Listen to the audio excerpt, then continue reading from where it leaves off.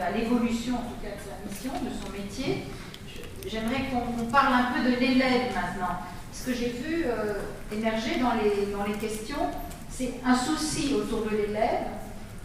Tu as dit que les murs, les limites de la classe sont repoussées, que le temps aussi d'apprentissage est prolongé, qu'il y a un continuum entre l'intérieur de la classe et l'extérieur, et que finalement on passe d'une classe d'apprenants à une société apprenante dans cette logique-là. Mais finalement pour l'élève, quelle est la limite? Est-ce que certains interlocuteurs demandent est-ce que ce n'est pas une sorte d'apprentissage infini où l'élève serait sans arrêt? Est-ce que ça n'alourdit pas énormément la tâche de l'élève, le nombre d'heures de confrontation au savoir et à l'apprentissage? Est-ce que véritablement l'élève y gagne, ou est-ce que ça n'alourdit pas considérablement la tâche d'apprendre? Moi, je rajouterais à cette question qui est posée celle aussi de, au fond, le rôle et le métier d'élève. Est-ce que ça n'est pas précisément d'apprendre tout au long de la vie et d'être à son tour lui-même, non pas un apprenant, mais un enseignant? Si aujourd'hui l'enseignant c'est aussi celui qui accompagne, qui fait émerger, au sens presque maïeutique du terme, les connaissances de ses pairs, est-ce qu'on n'est pas là dans non seulement une prolongation linéaire dans le temps, mais aussi une répartition dans l'espace horizontal du rôle de l'élève, voilà, et du travail de l'élève? Je ne sais pas si j'ai résumé, il y a eu plusieurs questions autour de ça, donc j'ai essayé de les rassembler autour de l'élève. Oui, bon, puisque la thématique était quand même celle, si j'ai bien compris, mais les questions tournaient autour de ça de toute façon, comme prétexte, j'ai presque envie de dire comme prétexte à la discussion, c'était celui de la classe inversée. Alors, bon, vous savez bien, si vous avez un peu regardé les documents, il n'est pas trop tard de les regarder. Certains sont vraiment très courts et malheureusement, quand ils sont très courts, comment dire, ils atrophient un tout petit peu le sujet également. Jusqu'ici, dans mon intervention précédente, j'ai finalement parlé de la classe inversée de type 1, c'est-à-dire cette classe inversée originelle qui nous vient donc de la thématique, un peu slogan Flipped Classroom, classe inversée, avec ce slogan, mais qui a aussi été complètement délétère, slogan qui ressemblait un peu à ceci, les leçons à la maison, les devoirs en classe. Alors, évidemment, on entend la tribu des grognons qui arrive en disant « mais ce n'est pas possible, les enfants ne vont pas regarder des vidéos en classe, à la maison, etc. » Prenez ça un tout petit peu comme une métaphore. Une métaphore de ces savoirs qui sont, et c'est comme ça, dorénavant accessibles à tous les niveaux. Vous avez des choses pour l'école primaire, pour l'école secondaire, je pense à la Khan Academy, mais aussi à toutes les vidéos qui existent, et souvent produites par des enseignants eux-mêmes. Ça vaut la peine de le souligner comme phénomène d'émergence. C'est pas quelque chose qui nous tombe dessus, toutes ces vidéos. Ce sont souvent des enseignants qui les fabriquent, et dans un geste de développement professionnel, les mutualisent sur les réseaux, les partagent. Ça, pour moi, c'est l'idée de la classe inversée de type 1, où, d'une façon ou d'une autre, le savoir est rendu possible, que ce soit à la maison, en termes de métaphore, ou dans l'école elle-même. Je pense à des lieux comme des bibliothèques adaptées avec des tables où les élèves peuvent travailler entre eux en autonomie, individuellement ou en groupe, etc. De manière à ce que, c'est ça l'idée de la classe inversée, ce n'est rien d'autre. Les vidéos à distance, ce n'est que finalement, pour faire un peu moderne, c'est essayer de redonner du sens à la présence. C'est redonner du sens à la présence, gravez-le une fois là pour toutes, il n'y a pas de problème avec ça. Ça vient d'enseignants qui trouvaient que dans la classe, ils parlaient beaucoup, ils transmettaient donc, ils avaient peu de temps pour s'occuper de manière différenciée des élèves, et donc ils se sont dit, pour certains élèves, peut-être que les vidéos vont suffire, et pendant ce temps-là, je pourrais m'occuper des élèves avec plus de difficultés.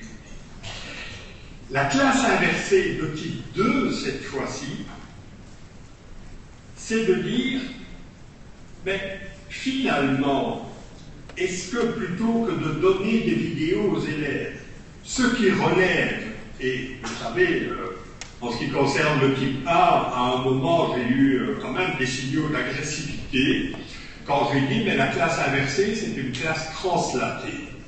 C'est-à-dire que le savoir, la théorie, précède toujours la pratique.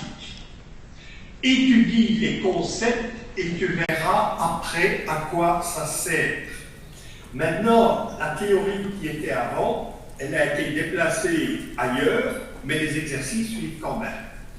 L'idée de la classe inversée de type 2, qui n'est pas une idée que j'ai inventée, qui est une idée que j'ai reçue en demandant à des profs comment faites-vous la classe inversée, c'est de dire, et si on demandait aux élèves d'aller chercher les savoirs eux-mêmes, entendez compétences à rechercher l'information et à la valider, aller chercher les savoirs eux-mêmes, les synthétiser, les présenter, les communiquer, entendez développer la compétence à communiquer, etc., etc., pour qu'ils deviennent eux-mêmes des enseignants pour leurs condisciples. Je ne sais pas si vous voyez bien, mais entre le type 1, avec la théorie qui précède la pratique des exercices, dans le type 2, on va d'abord dans le monde des expériences, des réalités, les vidéos font partie de notre réalité, et on revient en classe avec ces savoirs impurs, j'ai envie de dire, non formalisés, pour que l'enseignant puisse travailler avec les élèves à conceptualiser, modéliser, etc., etc. On est dans une toute autre dynamique. Alors évidemment, cette dynamique-là repose sur la disponibilité de ressources de toutes sortes. Les élèves qui veulent trouver un film ou un dessin animé vont le trouver avec cet appareil-là. Pourquoi ne trouveraient-ils pas comment les cellules se reproduisent, les caractéristiques du mouvement impressionniste en peinture, ou encore en mathématiques, le théorème de X, Y, Z. Donc cette idée est la suivante. Pour revenir à la question de Catherine, il s'agit bien de développer, au-delà de la classe inversée, rappelez-vous, la théorie formelle et les exercices ensuite, de développer chez nos élèves la capacité à continuer à apprendre tout seul quand le professeur ne sera pas là. Ça, c'est fondamental. Vous ne faites pas ça. Alors, enregistrez bien mes paroles. Dans 50 ans, les enseignants sont remplacés par des robots. Je suis désolé. Si vous pensez que le seul rôle, c'est de transmettre l'héritage, ce qui reste important, cette partie-là, elle peut être complètement mécanisée, automatisée, binarisée. Accompagner les apprentissages où on retrouve la complexité du terme apprendre, qui repose sur des intuitions, qui repose sur des émotions, qui repose sur notre goût à essayer des choses et à commettre des erreurs et à être capable de dire nous-mêmes, nous sommes en erreur, à valider ce qui a l'air de marcher, en particulier en parlant avec les autres. L'humain est essentiellement important. On apprend toujours tout seul, mais jamais sans les autres. Vous connaissez cette phrase-là. Eh bien, je pense que la compétence centrale, au-delà de communiquer, chercher l'information, travailler en équipe, etc., ces compétences transversales-là sont les filles d'une métacompétence qui est continuer à apprendre toute la vie. Et ça, ça a été démontré, enfin proposé plutôt par des pédagogues comme George Siemens, le connectivisme, ou d'autres qui disent nos élèves, n'oubliez pas l'accélération, 200 générations, 20 générations, une génération, donc quelque chose de très exponentiel du croissant, que nos élèves vont rencontrer des savoirs qui ne sont pas là, qui ne sont pas encore là maintenant. Vous voyez les progrès de certaines disciplines actuellement, c'est comme ça. L'humanité, les humains, ils sont faits comme ça. Ils inventent des nouveaux savoirs, et plus ils ont de nouveaux outils, plus ils inventent de nouveaux savoirs rapidement. Ils vont utiliser des outils qui n'existent pas encore pour résoudre des problèmes qui ne sont pas encore survenus.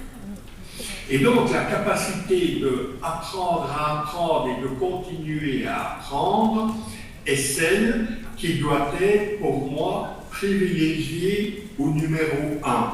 Les autres, communiquer, travailler en équipe, valider l'information, etc., elles sont quelque part les filles de cette compétence. Alors vous allez me dire, oui, mais si on développe ça, il y aura, nous avons les programmes, et dans les programmes, il y a des livres de savoir, des compétences socles, etc., souvent disciplinaires. Mais oui, mesdames, messieurs, c'est ce que je vous ai dit dans la ma première intervention. Si nous voulons laisser le système tel qu'il est, avec des choses extrêmement prescrites et normalisées, nous ne pouvons pas profiter des espaces de liberté que nous offre le monde numérique, et donc nous allons complètement nous épuiser en tentant de faire ce que le numérique nous propose et de faire en même temps le résultat, l'héritage du système traditionnel. Donc oui, il faut, je pense, dans l'éducation, au niveau des programmes, des référentiels et tout, définir des espaces de liberté, rappelez-vous, les technologies nous les offrent, mais pas, j'insiste, des espaces de liberté avec le savoir où on va apprendre, on va faire tout, n'importe quoi, des espaces de liberté balisés avec des indicateurs, avec des critères qu'il faudra bien atteindre quelque part. Donc, on est moins sur la métaphore de la carte. Vous avez la carte routière, avec la route qui va de là à là, à là, etc. On serait plutôt dans la métaphore de la boussole, qui est la boussole dont nous devons équiper les jeunes, qui est quand même référencée. Il y a le nord, le sud, l'est et l'ouest, mais vous comprenez qu'elle est beaucoup plus souple, flexible, etc. Donc, ouvrir à ces espaces de liberté. On nous dit aussi, et là je prends un élément de la question de Catherine, on nous dit aussi que nous allons tous, nos enfants aussi, continuer à apprendre toute la vie durant. Ma question, j'aime bien les questions un peu naïves, c'est, mais qui seront les enseignants? Mais si nous allons tous devoir continuer à apprendre, mais qui seront les enseignants les mêmes? Autrement dit, il y a une sorte d'indissociabilité de l'enseigner-apprendre qui intervient à cause du numérique, où nous allons tour à tour devenir des personnes qui allons profiter des savoirs, qui allons dans une sorte de curation informationnelle, synthétiser, retransformer ces savoirs pour les réinjecter dans la communauté. Ça, c'est l'exemple qu'on retrouve avec les lectures, écritures, interventionnistes, interactives, collaboratives, etc., où à partir de certains savoirs, ils sont remodifiés et retransmis. Autrement dit, les élèves qui font ça deviennent des enseignants pour les autres, Et donc voilà ce que je voulais dire. Maintenant, ça va demander des efforts. On me dit, ah oui, mais ça va demander des efforts. Alors certains pédagogues vous diront, non, ça va aller tout seul, apprendre, etc. Non, mesdames, messieurs, ça va nous demander de l'énergie et du temps. Il n'y a rien à faire. La transformation de structures qui sont là, qu'elles soient des structures, je vais dire, physiques ou des structures cognitives, c'est un changement d'état, au niveau neuronal, quelque part qui doit s'opérer. On dit que le cerveau est plastique, quelque part. Il y a la plasticité cérébrale, oui, bien sûr, mais il faut quand même installer des nouvelles structures. Ça va demander de l'énergie, mais je pense que si nous y allons progressivement, en arrêtant de nous interroger sur le côté clair et le côté obscur, qui sera de toute façon toujours là, et que nous osons expérimenter et partager nos pratiques, ce qui est le but d'un colloque tel que le vôtre, ben je pense que nous pouvons gagner du temps et donc de l'énergie également.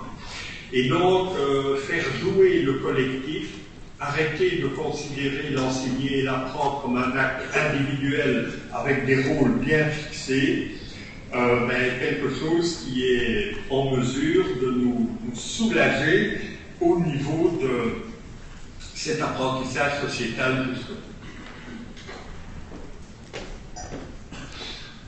Merci. Tu es d'accord, c'est continue. On peut continuer. On s'entend là ou on n'entend plus? On m'entend.